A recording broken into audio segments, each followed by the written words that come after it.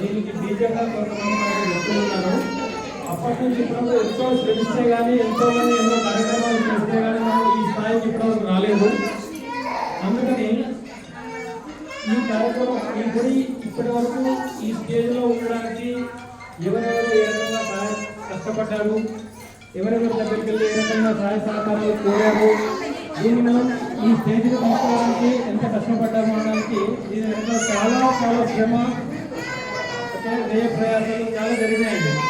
ఒకసారి ఇప్పటి వరకు ఎవరెవరు ఏం చేశారు అని చెప్పుకోవడం కోసం ఈ కార్యక్రమం మన ఈ మండప ఆవిష్కరణ ఒకటి అనుకున్నాము.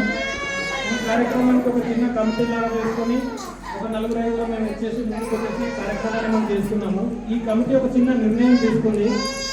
ఇంతమంది ఇక్కడ ఇంతమంది ఉన్నారు కాబట్టి ఒకసారి ఎవరు ఎలా చేశారో ఏంటి అనేది చెప్పి మీ అందరికీ ఒకసారి పరిచయం చేసి వాళ్ళందరినీ అభినందించాల్సిన బాధ్యత మనకు ఉంది. అందుకోసము చెప్తున్నాను, మనకి జగన్మాత జగజ్జనని ఎవరైతే ఉన్నారో ఆ జగజ్జనని మనకు త్రిమూర్తులను ఇచ్చారు, బ్రహ్మ విష్ణు మహేశ్వరుడు. అలాగే మన కన్యగా వాసవి పరమేశ్వరి మాత కూడా మనకు ఒక త్రిమూర్తులని పంపించి ఈ గుడి కార్యక్రమాన్ని చేయండి అని చెప్పేసి ఒక మార్గదర్శనం చేశారు. ఒక త్రిమూర్తులు ఎవరైతే ఉన్నారో ఇక్కడ మన గుడికి బాగా కష్టపడి అన్ని చేస్తున్నారు. ఈ త్రిమూర్తులను మార్గదర్శనం చేశారు మన చైర్మన్ గారు ఉన్నారు ఇక్కడ. మొదటగా వాళ్ళ ముగ్గురిని మార్గదర్శనం చేసుకుంటూ ఇంతవరకు శ్రమించి మన ఆలయాన్ని ఈ రూపురేఖల వరకు ఇప్పటివరకు తీసుకొచ్చారు.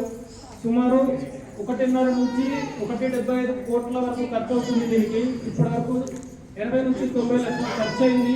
ఇంతవరకు వేయడానికి ఇంకా ముందు చాలా ఖర్చు ఉంది మనకి. దాని గురించి కమిటీ సభ్యులు ఎంతమంది 28 మంది ఎవరైతే ఉన్నారో చాలా శ్రమించి అన్ని రకాలుగా వాళ్ళ టైం కానీ డబ్బులు కానీ వాళ్ళు కొంతమంది స్వయంగా కొంతమంది పరోక్షంగా వెనకాల నుండి మార్గదర్శనం చేసుకుంటూ వీళ్ళందరినీ ప్రోత్సహించుకుంటూ ఇప్పటివరకు తీసుకొచ్చారు. ముందుగా మన చైర్మన్ గారిని ఒకసారి వస్తే మన వైస్ చైర్మన్ గారు, ప్రెసిడెంట్ గారు అండ్ సెక్రటరీ గారు ఇక్కడ రావాల్సిందిగా కోరుతున్నాము.